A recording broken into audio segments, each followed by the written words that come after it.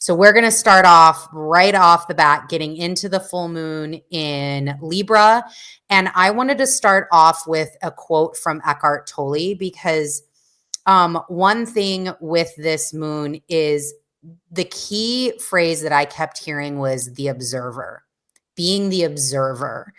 And one of the things that I think Eckhart Tolle does such an amazing job at is teaching and honing in on that concept of the observer. So the quote that I have is, rather than being your thoughts and emotions, be the awareness behind them. Be the observer of your mind. And as we have this major energy of incoming, right? We've got all this incoming coming towards us through this month of April in many, many different ways. The clarity you could be receiving on all that's coming towards you, all of this clarity, it might be a little overwhelming or could be a lot to sift through. Again, we're in this gigantic wave, right? There's this huge high tide. We're getting a lot of expanse.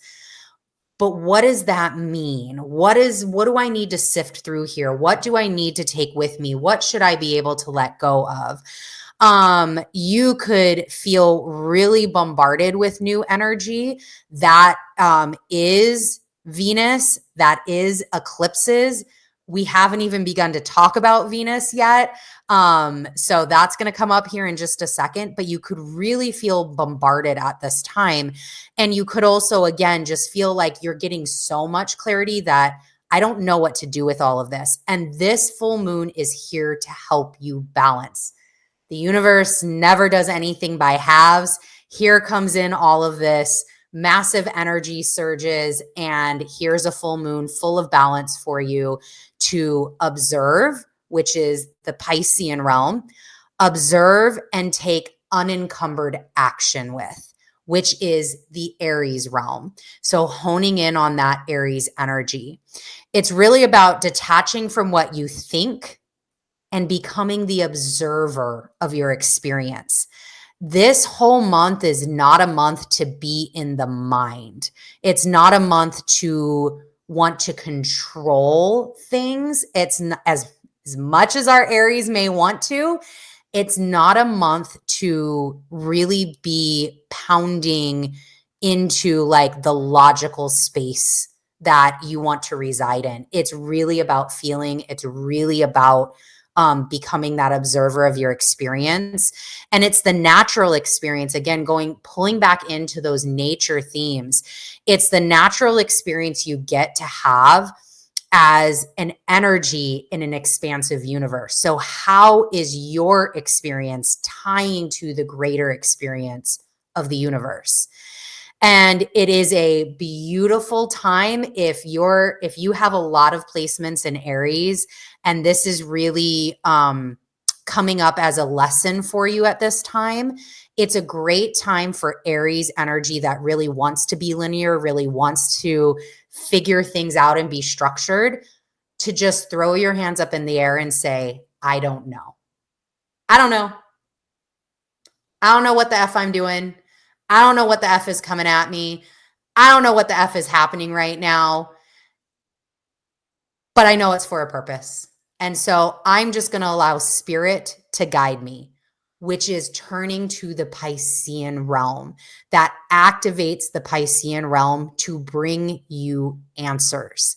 Again, seek those answers in nature. Find the natural ways to seek those things through meditation, through breath work, through yoga, through just taking a nature walk, doing any of those things, anything that you can seek out nature for, that's where the money is this month. And you do see we have wolf medicine with us today to help us out.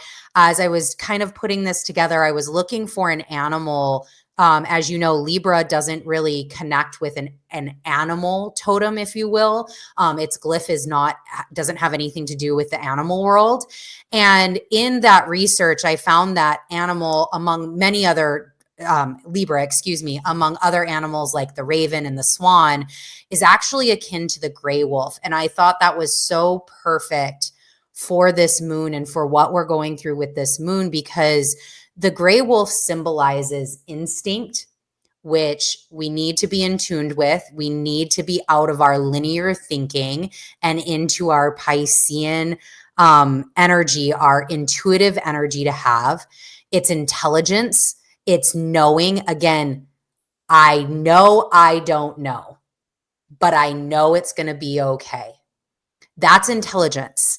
And it's, gray wolves have a deep appetite for freedom. They symbolize that appetite for freedom. So as Saturn is still working with us in Aquarius, and we've got that Piscean and Aquarius energy point still activated, and awareness of our social connections. They're very social creatures in their pack. They are packed creatures.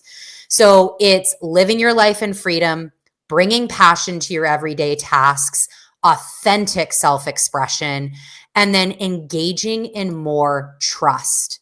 That is all what Jupiter and Neptune are asking of you this month. Engage in your trust of the universe, the trust that things are going to work out.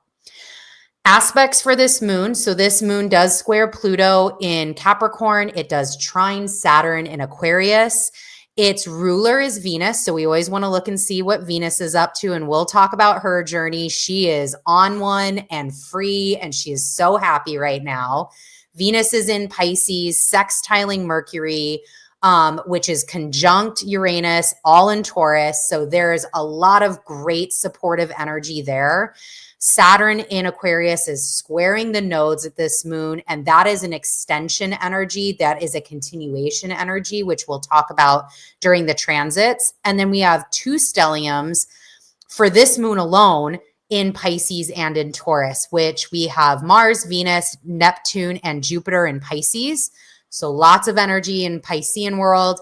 And then in Taurus, we have Mercury, Uranus, and the North Node. So again, another stellium to work with there.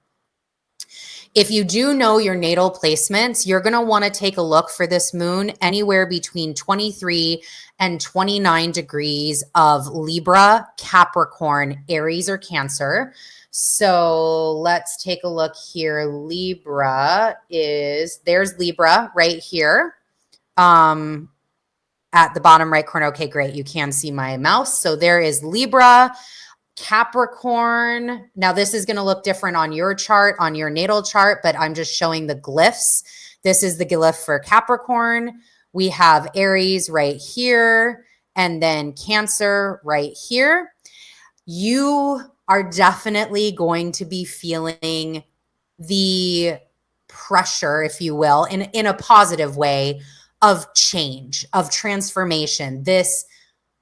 You're going through change. You're going through transformation. You know that you are getting pinged, that you have very real clarity around what this change and transformation is for you. And it's awesome because not only are you aware, which is great when you're aware when change is about to happen, but you are also incredibly supported during this time to really gain that clarity of knowing, feeling, and seeing what is next for you. And it could come in all three of those manners: knowing, feeling, and seeing. It could come in one or the other. It could come in a combo of them. So just be open. Remember, it's not about the thinking mind. It's about this nonlinear process.